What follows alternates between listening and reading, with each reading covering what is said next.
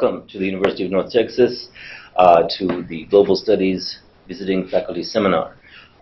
This is Professor Walter Mignolo here, Friday, April 18th, 2014, University of North Texas, and thank you so much for being here with us.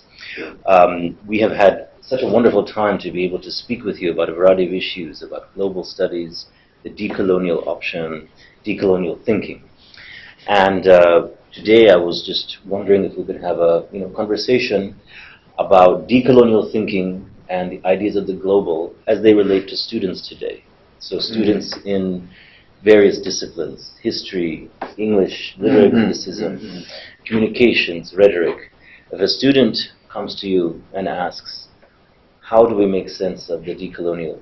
What does a decolonial mean for people who are today trying to make sense of their disciplines? What would you say to such a student?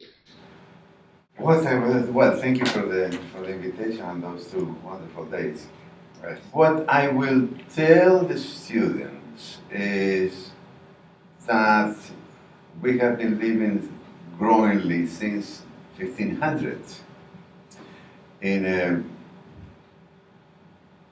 modern colonial world. And what does it mean? And that pervades every discipline. That is not the question of discipline, that's transdisciplinarity.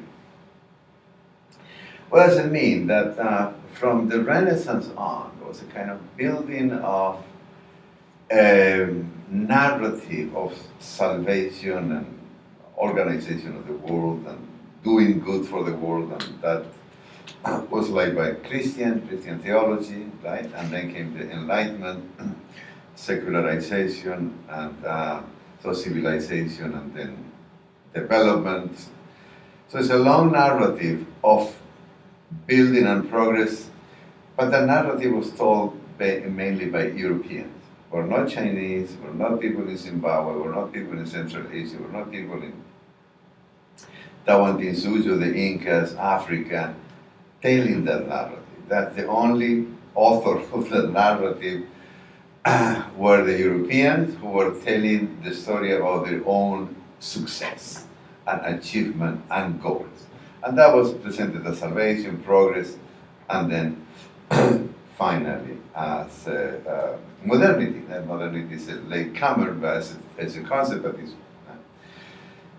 So the first thing is that the world that we live in was originated in 1500. It's not transformed a lot of things, but that this is.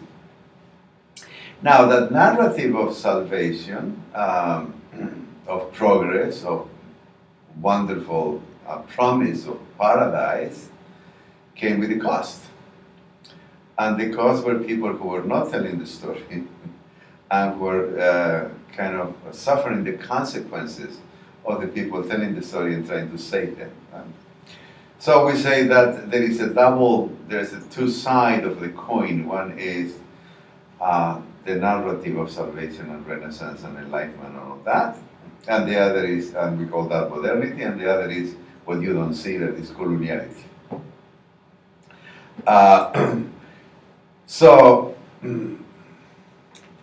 now what decolonial means is that what just said is already decolonial thinking. It's telling a story that you cannot find in any kind of textbook or kind of Enlightenment or Renaissance or even today history, because the history we know are always half a story, because it's not coloniality.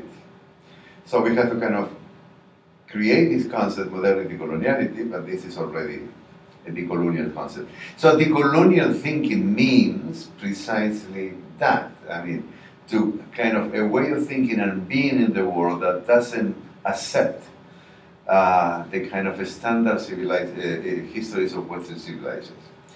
And that is not just, of course, us here, it's all over the world. I mean, it's kind of the consciousness of what happened to us or to them in Asia, Africa, etc.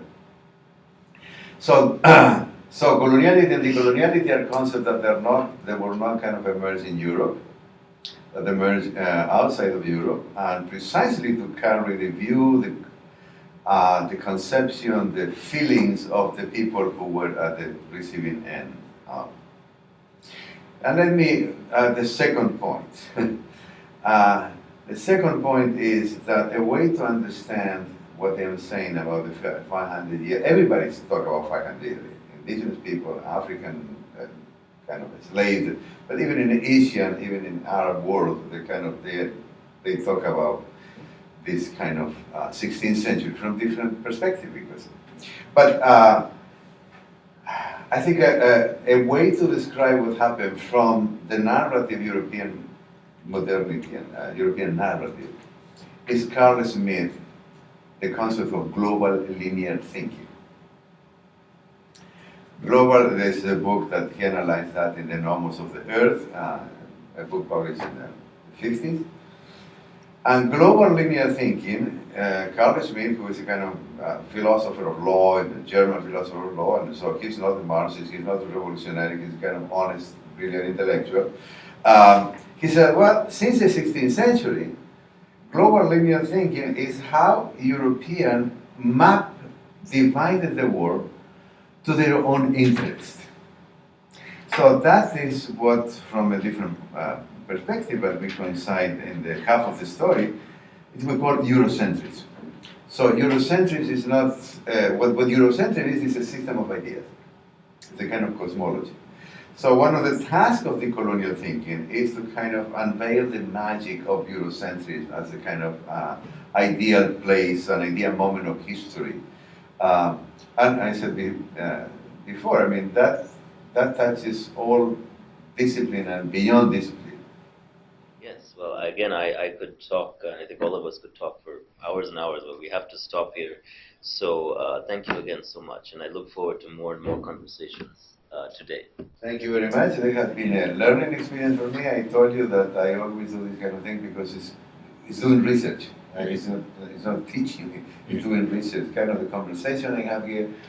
What are the questions, what are the issues that people who are in the same kind of general concern have? And that helps me a lot to kind of re-articulate argument, to go do research I didn't, I need information that I didn't have, or just reread Gandhi, for example, and say, well, let's rethink about it. So thank you very much. Thank you.